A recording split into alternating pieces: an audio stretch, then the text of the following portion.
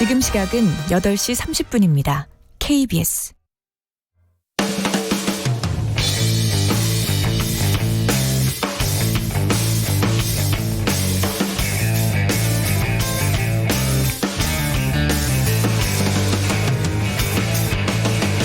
김경래의 최강 시사.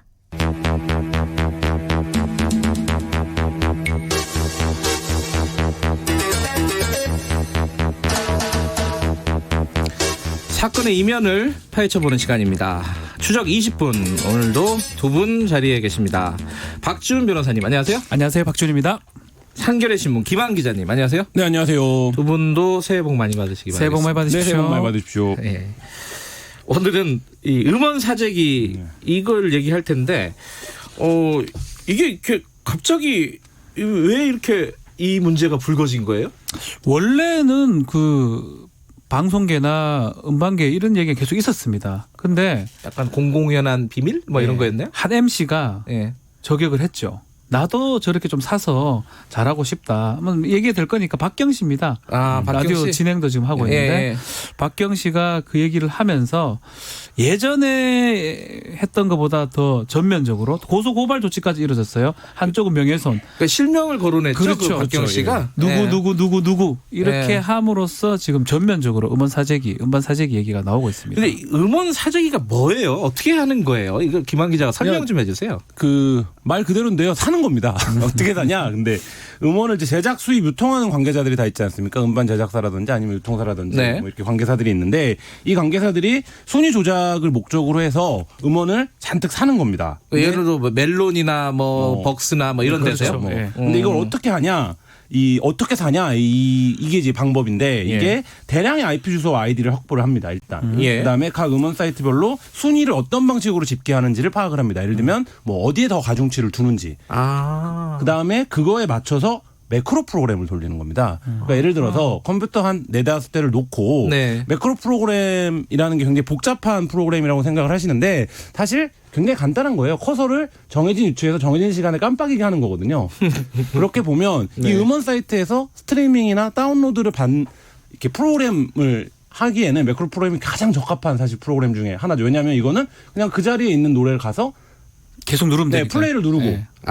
또 이따가 플레이를 누르고 이 작업만 반복시키면 되는 거거든요. 그 스트리밍이라고 하잖아요. 그렇죠. 그거를 많이 하면은 순위가 올라간다 이거예요. 그렇죠. 그렇게 되는 거죠. 그래요? 그래서 이거는 사실 뭐 가요계에서 음원 사이트가 시대가 온 이후에 계속적으로 있었던 논쟁인데 최근에 이제 박경 씨가 저격을 한 이유는 어떤 거냐면 뭔가 호응이 되지 않는 거예요. 그러니까 이 차트와 실제 노래의 어떤 흥행도나 뭐 이런 것들이 별로 인기가 없는데 그렇죠. 차트에서는 막 상위권이고 이런 그렇죠. 게 있다 예를 들면 이거죠. 50대 여성들의 차트에서 힙합 노래가 1위를 한다든지 갑자기 뭐 이런 일들이 발생을 하는 거예요. 아, 진짜 그런 일이 그런 있었어요? 일이 있었습니다. 또 그런 것도 있어요. 새벽 2시에 갑자기 막 듣는 거예요. 사람들이 노래를.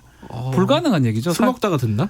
그러니까 너무 많이 듣는 거예요. 말도 안 되는 트래핑이나 이런 것들이 일어나기 때문에 이것은 결국은 조작의 여지가 있는 게 아니냐. 뭔가 이렇게 의심해 볼 그렇죠. 만한 구석들은 많이 있어 왔다는 거네요. 너무나 많았다는 거죠, 사실은.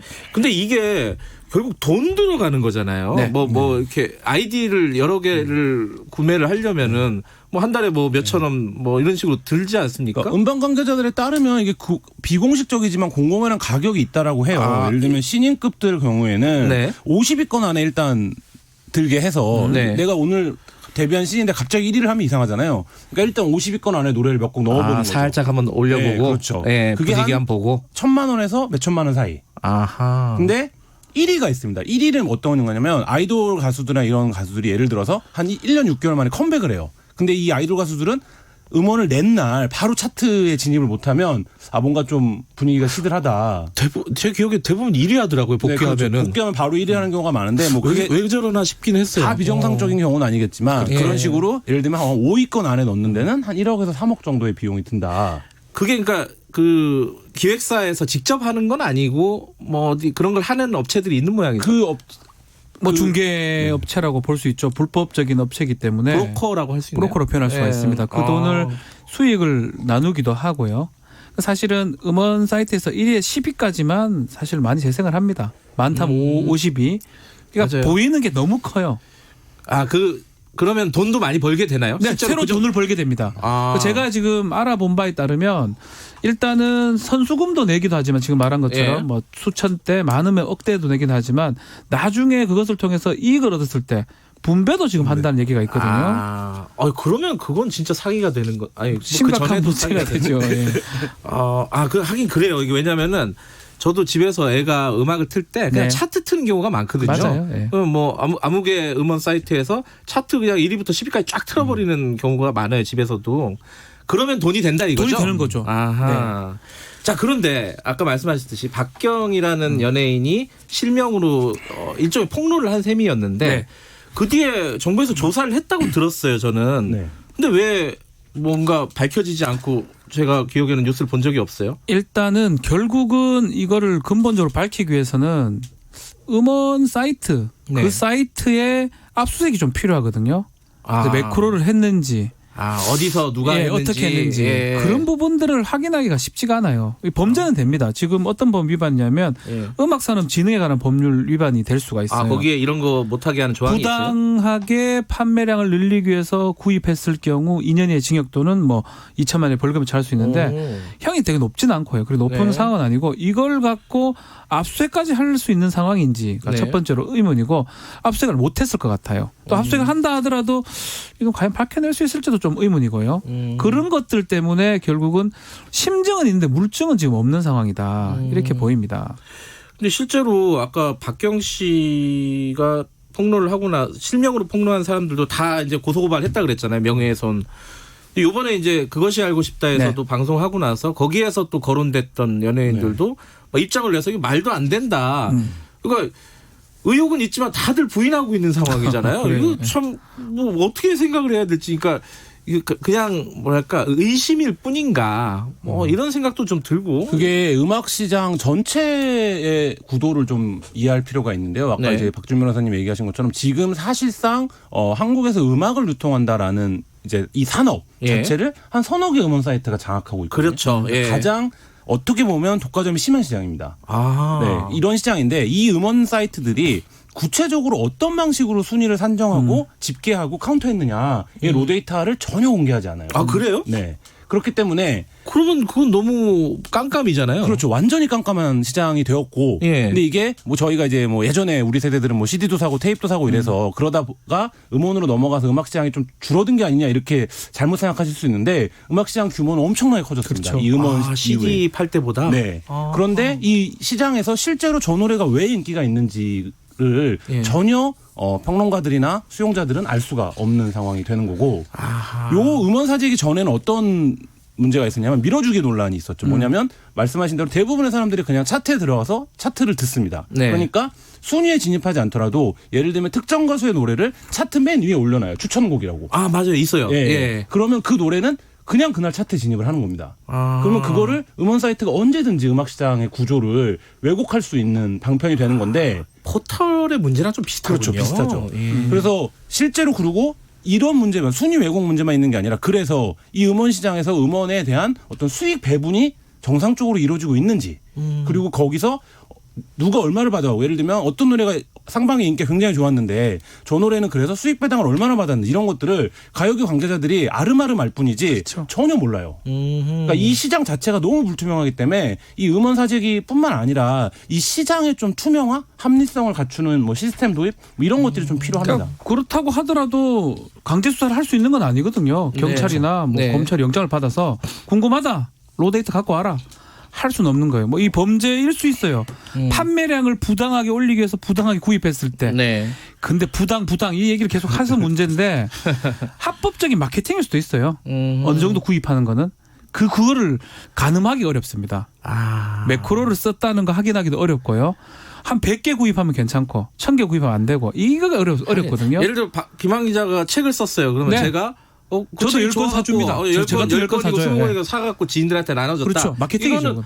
이건 불법은 아니잖아요. 아니죠. 그것 때문에 이게 강제 수사가 불가능하고 아하. 그렇다면 확인할 수가 없는 거예요. 물증으로. 네. 그래서 박경 씨가 문제 제기를 했지만 문제 제기는 한지 오래됐죠. 예. 사실은 지금 수사 결과라든지 눈에 띄는 부분은 사실 없습니다. 오히려 그 문제 제기 당했던 그 가수들 또 소속사에서 오히려 또 반박하고 있는 그런 상황이고요.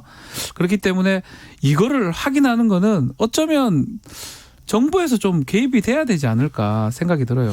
그러니까 지금 뭐 논란이 되고 있는 가수들에 대한 수사 뭐 그것도 뭐 할 필요는 있겠지만은 지금 김한 기자 말씀은 시장 자체를 좀 그렇죠. 시스템을 바꿔야 된다. 이게 너무 이렇게 약간 이렇게 말하면 뭐지 하나 말하는 얘기 아니에요? 너무 이 큰 부분이 얘기잖아. 아니요, 이 부분이 사례가 있죠. 그래요? 영화 같은 경우에는 입장권을 전산망 관리를 국가가 직접 맞아요. 합니다. 그래서 그날 몇 명 받는지 그렇죠. 다 알죠. 끝자리까지 나오거든요. 예. 그래서 영화 시장도 그 부분이 굉장히 논란이었어요. 뭐 예를 들면 아, 어떤 그래요? 영화를 밀어주기 위해서 뭐 표를 대량으로 구입했는데 가능하거든요, 그것도. 극장은 텅텅 비어 있더라. 예. 뭐 이런 게 있었단 말이죠, 예, 과거에. 예, 예. 근데 그 부분이 워낙 논란이 되고 이게 산업을 정상화시키고 좀 파일을 키우려면 시스템을 합리적으로 갖춰야 되기 때문에 이 부분에 대한 개입이 필요하다. 저는 공적 개입해야 개입이. 될 것 같아요. 생각이. 또 음악 시장도 음원 시장도 사실 마찬가지인 거거든요. 네. 이 시장의 방치가 지금 거의 20년 가까이 되고 있고 네. 이게 이제 민간 영역이라고 하고 있는데 이게 단순히 순위가 몇 개 바뀌고 이런 문제가 아니라 음악 시장 전체 구조 자체를 왜곡시키고 있는 문제이기 때문에 이 네. 음원 사이트 몇 개가 그래서 결국엔 차트를 음악 전문가들은 뭐라고 얘기하냐면 이게 결과가 반영되는 게 아니라 현상이 여기서 시작된다. 그렇죠. 그러니까 그렇게 볼 수도 있겠네요. 박경 씨가 지적한 문제도 만드는 거예요, 그거를. 아. 현상 그 결과를 만드는 인기가 거예요. 좋아하고 차트에 올라가는 아, 게 그게 아니라 아니죠. 예. 차트에 올라가서 인기가 있는 그렇죠. 거가 그래서 되는 거네. 음악 기사들을 검색해 보면 그래도 안 되는데. 뭐 단시간에 차트 진입 이런 기사들이 거의 대부분이에요. 그러니까 어떤 가수가 컴백하면, 그러니까 맞아요. 차트에 진입을 일단 시켜놓고 그 다음에 바이럴을 하는 거거든요. 네. 네. 그러니까 이런 구조를 바꾸려면 이 음원 사이트들을 개혁을 해야 되고 이 개혁이 어쨌든 음악도 대중문화에서 굉장히 중요한 장르라고 그럼요. 하면 국가적인 좀 공적 개입이 좀 필요한 상황이 아닌가 이제는.